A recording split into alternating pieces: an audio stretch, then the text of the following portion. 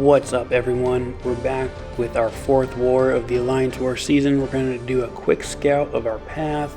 We see that Annihilus, Professor X, the champion right there. I'll probably take that fight. Captain Marvel movie, Nick Fury in the middle, not bad. We got another Spider Ham there in section 2, which not too fussed about. And then a 6-star rank 3 Apocalypse boss. Yikes. So pretty good defense. We're going to show you the left side over here in section 2 because that's actually what we are going to be taking collectively as an alliance this war. So I'll explain in a minute. But for our first fight here, we're going to throw on some boosts because it's an Annihilus. We like throwing on that Power Start 1 boost to make sure that we can get the special one off and nullify that control rod. There it is right there. Again, you see we've got several of them. I've got, I think, 2 in the overflow, so no big deal. We're going to throw on some more damage boosts, some health boosts, because we're going to take all 3 of our fights in the first section with all these boosts active. So I figured I might as well go big, get the most damage that I can. And we're going to hop right into this Annihilus fight. So the attack team is Dr. Doom, Human Torch, and for the first time this season, we'll bring in Guillotine 2099. We'll take a look at the nodes. Nothing to really worry about again in Section 1 on Path 4, so we're going to hop in. And the parry's going to fail, so we knew that was coming. No big deal. We throw the special one, nullify the control rod, and now we are free to parry for the rest of this fight. And this should be pretty smooth. Without that control rod, Annihilus is nothing special. We do make a little mistake that costs us some block damage because we push him to the special 2 right there. And I thought I was at the special 1, so I thought I could power drain him. Yeah, we throw the special 2 and it almost kills him. He gets his control rod back right here, which is a little sketchy, but we're gonna go in and punish the heavy. He wasn't unstoppable, so we get the full attack bonus. We just took some damage through the block on his special 2. Not a big deal. Dr. Doom, pretty tanky, so he can take those blocked hits. So, second up on this path is a Professor X. He's a 5-star ranked 5, same as that Annihilus. So this is tough defense. They've got some really stacked defenders here, and we're going to bring in Guillotine 2099 to build her up for this fight. And I have a Professor X, and I use him, so I'm pretty familiar with how he works, but right there, you can see I just miss a parry and take a nice heavy to the face. He's about to go into his falter mode, so I'm aware of that, so I need to parry, hit into him. We just dex the special 1 right here, and we're going to wait for him, and I should not have heavied there. I don't know what I was thinking. Just kind of a brain lapse. I knew he was going to falter. I'm not really sure why I was trying to throw the heavy there. Not too smart. But we're going to dex the special 1 again, and we take a little bit of damage from that combo. But now we're pretty good. We've got our 3 bars of power, which we want to end the fight on.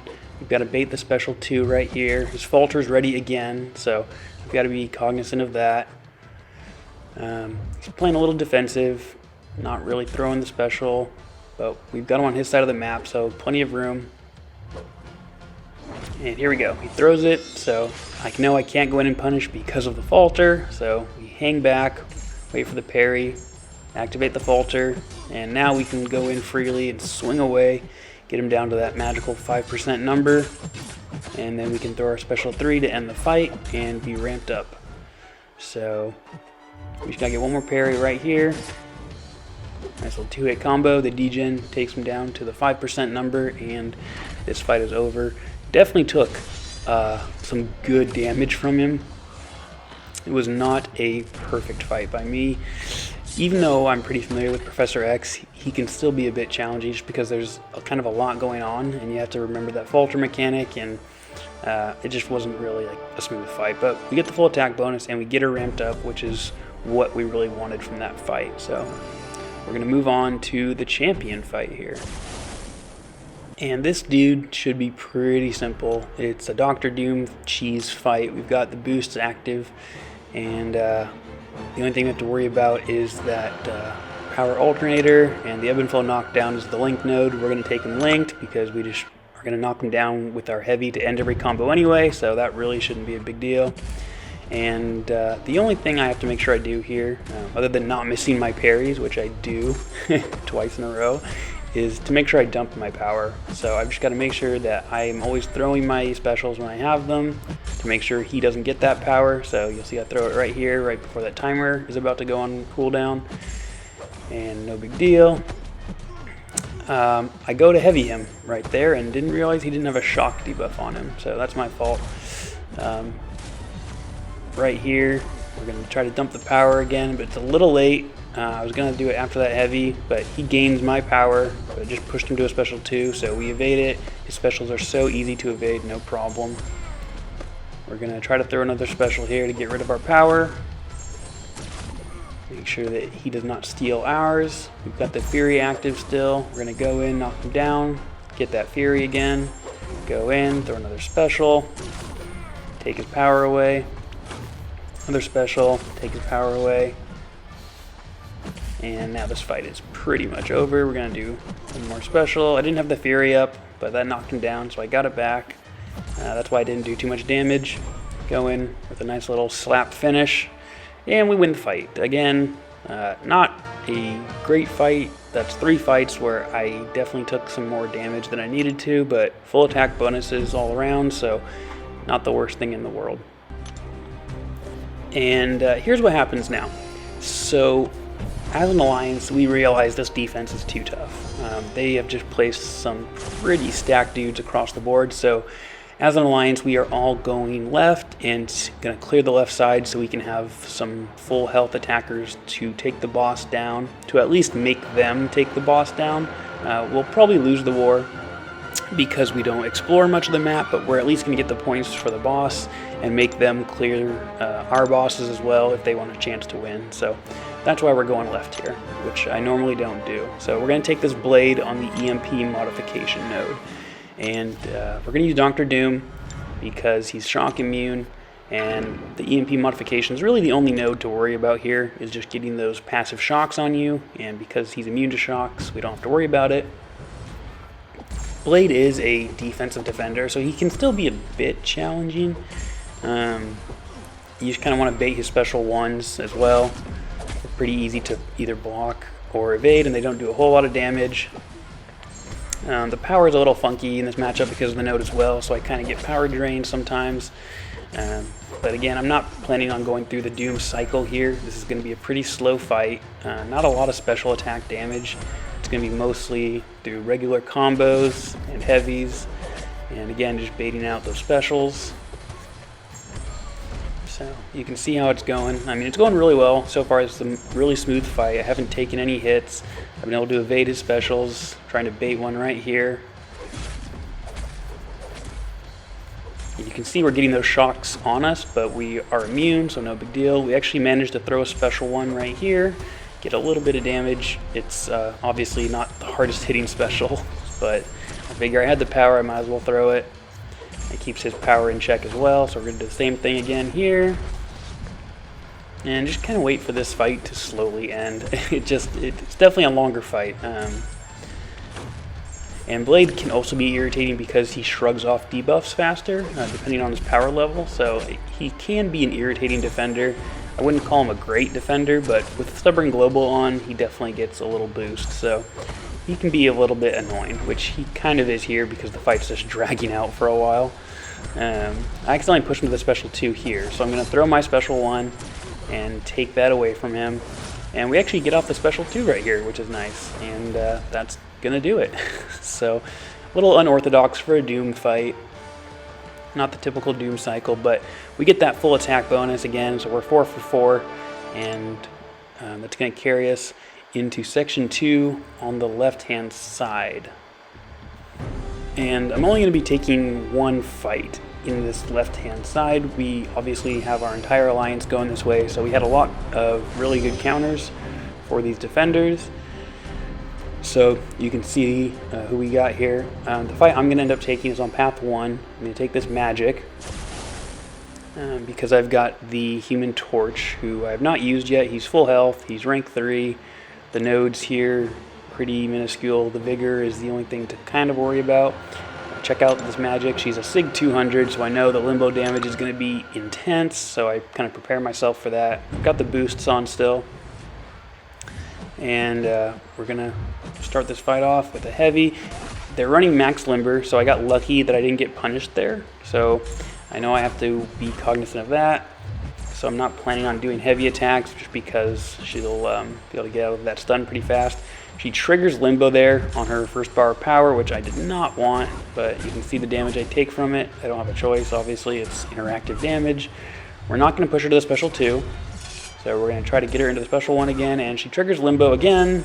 So more limbo damage, and not what I wanted. So at this point, we're pretty good, though. We're going to end the fight with, you know, the majority of our health. Just took some limbo damage, but magic is not very tanky, so we take her down, and another full attack bonus, so feeling pretty good. Our entire team is a little wounded, but overall we have not died. We don't have to use any items, so feeling pretty good.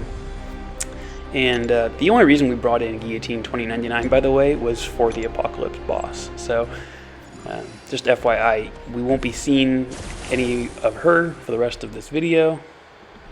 Our alliance had a lot of other robots that were used to take him down, so we're going to use Guillotine 2099 here for the last time. Like I said, this is our last appearance. We won't see her on the boss. And this is the Rage mini-boss Emma Frost. She's a 6-star, awakened, rank 2, and stun immune. And we know we just can't hit more than 2.5% of her damage in one hit, which with Guillotine 2099, obviously we won't because we don't crit. So she's the perfect counter for this fight. Not great placement for Emma Frost. You want to use Guillotine for this node a lot anyway, and having the class advantage just makes it a little easier. So we're going to bait out the special ones because they hit so soft, and we can dex the second part of them even with the reverse controls. And we've got to our 3 full bars of power, and we're going to keep those power bars because at this point we didn't know if we were going to be needed for the Apocalypse boss or not, so I wanted to have her ramped up just in case. We're going to throw this special right here, actually, and build back up to the 3 bars of power, but I figured it's so early in the fight, I'm going to be able to build the power back up pretty quick, and which gets some quick damage here. Obviously not much, because the damage is capped, and we do give her the 1 Fury buff, but nothing to worry about. We're not going to give her any more, so we can parry her here. So this is where we're going to do some good damage, and you can see just she's dropping so quick. This is just an awesome fight. Super in control. Blocking the special ones, taking really no damage. Blocking her when she's in diamond form. And again, just blocking the special one. She's almost down. We actually cut it a little close here. I didn't think she would drop so fast, so we almost don't get back to a full 3 bars of power. She's at 1%. We're going to let her hit the block, and unfortunately that gives us the 3rd bar. So we're going to drop the L3 here, and that's going to end the fight because we're under 2.5% of her health, so it can take that 1% away, no problem. And that's going to do it. So a full attack bonus on the Emma Frost mini-boss. Felt pretty good.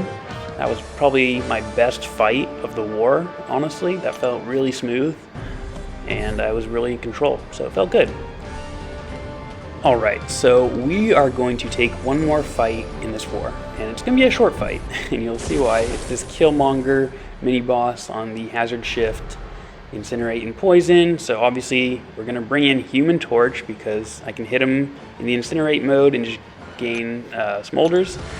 But you'll see what happens right here. I've seen this happen in other war videos, like with Legacy, but I've never had it happen to me. But you'll see what happens. I'm going to slow it down here. So we're going to bring in Torch, right? We're going to activate this pre-fight ability, Flame On activated. But look at the top. There is no pre-fight placement right there, which should have next to the global node.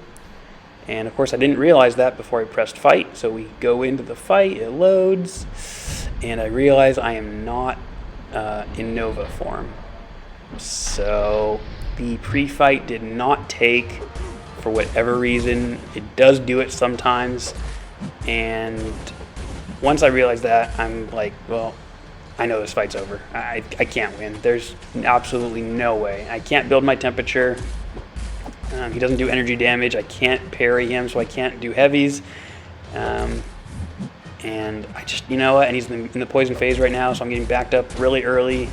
And the incinerates aren't doing any damage to him, like at all. They're doing nothing. And yeah, I mean, this fight's over.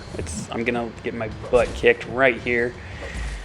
Yeah, I don't know why. I mean, I don't know if I was in Nova form if this fight would have gone any better. It was off to a pretty bad start, just getting backed into the corner early, which was my own fault. So even with the Nova Flames, I'm not sure this fight would have been a whole lot different. Definitely a tough node, tough mini boss, good placement, but nothing I could really do about it, unfortunately. This was just not my fight right from the beginning. So we're gonna drop right there, and that's a death. So we end up losing this war. We do get the second MVP spot, which is, you know, kind of nice. But overall, would have loved to get the win. That puts us at 1-3 on the season now. That was really tough matchmaking. That alliance was honestly really stacked with their defense. Credit to them. Great placement. They played really well. They cleared all 3 battle groups fully, full exploration. So they ended up getting the win, as they should have. We gave them the path. Given the circumstances, I think we did okay, though. We didn't have too many deaths. Obviously, we didn't take the entire map, but hopefully we get a little better matchup next time. So we'll catch you in the 5th video. Thanks, guys.